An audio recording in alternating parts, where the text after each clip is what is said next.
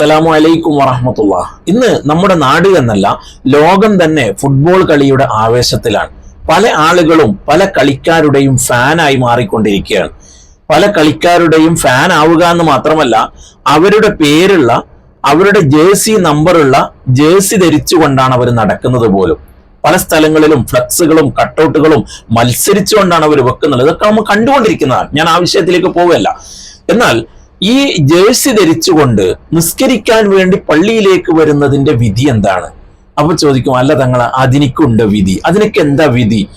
നജസ് ഉണ്ടോന്ന് നോക്കിയാൽ പോരെ, വൃത്തിയുണ്ടോന്ന് നോക്കിയാൽ പോരെ എന്നൊക്കെയാണ് ചോദിക്കുന്നത് എങ്കിൽ നമ്മൾ എന്തിനാണ് പള്ളിയിലേക്ക് പോകുന്നത്?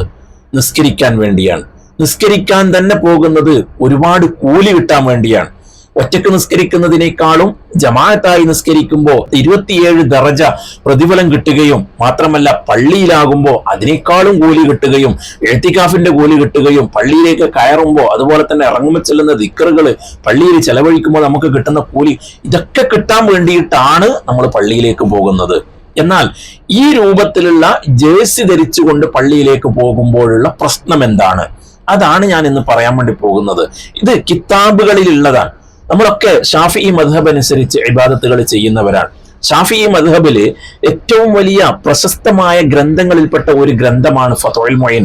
നമ്മളൊക്കെ ഉസ്താദുമാർ മതവിധി പറയാൻ വേണ്ടി ഉപയോഗിക്കുന്ന ഗ്രന്ഥമാണ് ഫത്ഹുൽ മുഈൻ. ബഹുമാനപ്പെട്ട സൈനുദ്ദീൻ മഖ്ദൂം റളിയല്ലാഹു അൻഹു രചിച്ച ഫത്ഹുൽ മുഈൻ.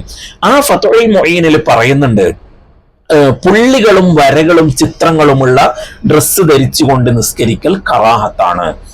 അങ്ങനെ പുള്ളികളും വരകളും ചിത്രങ്ങളൊക്കെ ഉള്ള ഡ്രസ്സ് ധരിച്ചുകൊണ്ട് നിസ്കരിക്കൽ കറാഹത്താണ്. എന്തുകൊണ്ടാണ് അത് കറാഹത്തായത്? അതിലേക്ക് നമ്മുടെ ശ്രദ്ധ പതിയും എന്നുള്ളത് കൊണ്ടാണ്. അത് ധരിച്ചുകൊണ്ട് നിസ്കരിക്കുക എന്ന് മാത്രമല്ല, അത് വിരിച്ചിട്ട് അതിൽ നിസ്കരിക്കലും അതുപോലെ തന്നെ വിരിയാക്കിയിട്ട് ഇട്ടിട്ടുണ്ടെങ്കിൽ അതിന്റെ മുന്നിൽ നിസ്കരിക്കലും ഒക്കെ കറാഹത്താണ് എന്ന് വളരെ വ്യക്തമായിട്ട് പറയുന്നുണ്ട്. നിങ്ങൾക്കിത് ഇവിടെ സ്ക്രീൻഷോട്ട് ഞാൻ കൊടുക്കാം. ഫത്ഹുൽ മുഈനിന്റെ സ്ക്രീൻഷോട്ട് ഞാൻ ഇവിടെ കൊടുക്കാം. അറിയാത്ത ആളുകൾ ഉസ്താദുമാരോട് ചോദിച്ചു നോക്കുക, ഇതിന്റെ അർത്ഥം അങ്ങനെയാണോ എന്നുള്ളത്. എന്നാൽ അതും ഇതും ആയിട്ട് എന്താണ് ബന്ധം എന്നല്ലേ?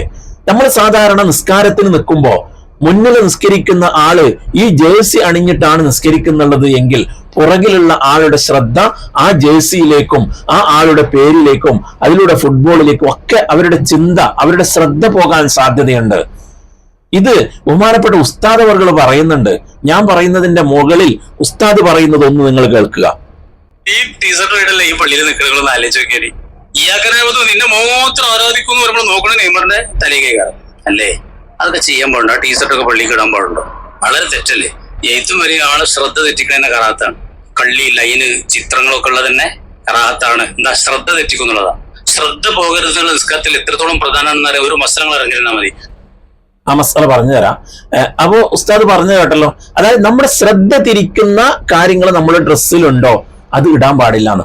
അപ്പോ ചിലപ്പോൾ ചോദിക്കും, നിങ്ങൾ അതിലേക്ക് നോക്കാതിരുന്നാ പോരേന്ന്. അങ്ങനെയല്ല, നമ്മളത് ചെയ്യാൻ പാടില്ല എന്നുള്ളതാണ്.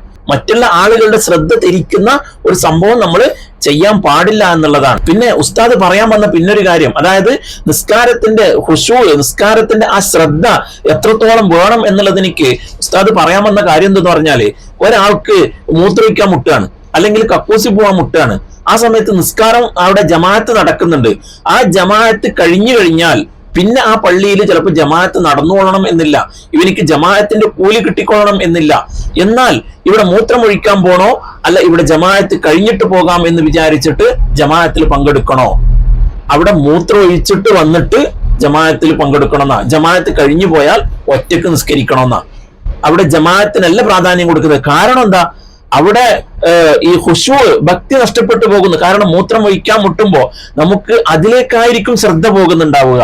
അപ്പോ ജമാഅത്തിനേക്കാളും നല്ലത് ഈ മൂത്രമൊഴിക്കാൻ വേണ്ടി പോകലാണ് എന്നാണ് ഉസ്താദ് പറയുന്നുള്ളത്. മൂത്രമൊഴിക്കാൻ മുട്ടുന്നുണ്ട്, അല്ലെങ്കിൽ മറക്കിയെടുക്കാൻ മുട്ടുന്നുണ്ട്, അല്ലെങ്കിൽ ഒരു കിയോയ് പുറപ്പെടാൻ മുട്ടുന്നുണ്ട്. ഇവിടെ ജമാഅത്ത് നടക്കുന്നുണ്ട്. ഇവൻ പോയി മൂത്രം കഴിച്ച് വന്നിട്ട് ഒതിർത്ത് നിസ്കരിക്കുമ്പോൾ തന്നെ ജമാഅത്ത് കഴിയും. പിന്നെ ഒരു ജമാഅത്ത് കിട്ടൂല. എന്നാൽ ഈ ജമാഅത്ത് കൊണ്ടോ മൂത്രമൊഴിച്ചിട്ട് വരണോ? മൂത്രമൊഴിച്ച് വേണ്ട ഒറ്റക്ക് നിസ്കരിച്ചാലും മതി എന്നാണ്. കാരണം ഇത് ശ്രദ്ധ തിരിക്കണ കാര്യമാണ്. ജമാഅത്തിന്റെ പിന്നെ അറിയാൻ പറഞ്ഞല്ലോ എന്റെ വലുപ്പത്തിലാന്നുള്ളത്. ആ ജമാഅത്ത് പോയി വേറെ ജമാഅത്ത് കിട്ടൂല എന്നുണ്ടെങ്കിൽ പോലും അത്തരം മുട്ടകളൊക്കെ ഒഴിവാക്കിയിട്ടാണ് എന്താക്കേണ്ടത്? കറാത്താണ്.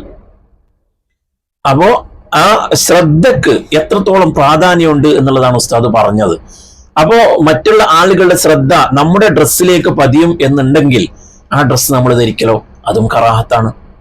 അതാണ് ഞാൻ പറഞ്ഞു വന്നത്. ഇത് വെറും ഫുട്ബോൾ കളിയുടെ മാത്രമല്ല ഞാൻ പറഞ്ഞത്, ഇപ്പോ ഫുട്ബോൾ കളിയുടെ ആവേശത്തിലായതുകൊണ്ടാണ് ഞാൻ ആ കാര്യം പറഞ്ഞത്. അതുപോലെ തന്നെ ക്രിക്കറ്റ് കളിയുടേതായാലും അതുപോലെ തന്നെ നല്ല ചിത്രങ്ങളുള്ള അല്ലെങ്കിൽ പൂക്കളുള്ള ഇതുപോലെയുള്ള ഡ്രസ്സുകളൊക്കെ ഇടലും കറാഹത്താണ് എന്നാണ് പണ്ഡിതന്മാര് പറയുന്നത്.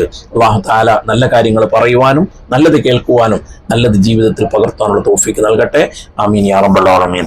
എല്ലാവരും ദുആ ചെയ്യണം എന്ന് ദുആ കൊണ്ട് വസിയത്ത് ചെയ്യുന്നു. അസ്സലാമു അലൈക്കും വറഹ്മത്തുള്ളാഹി.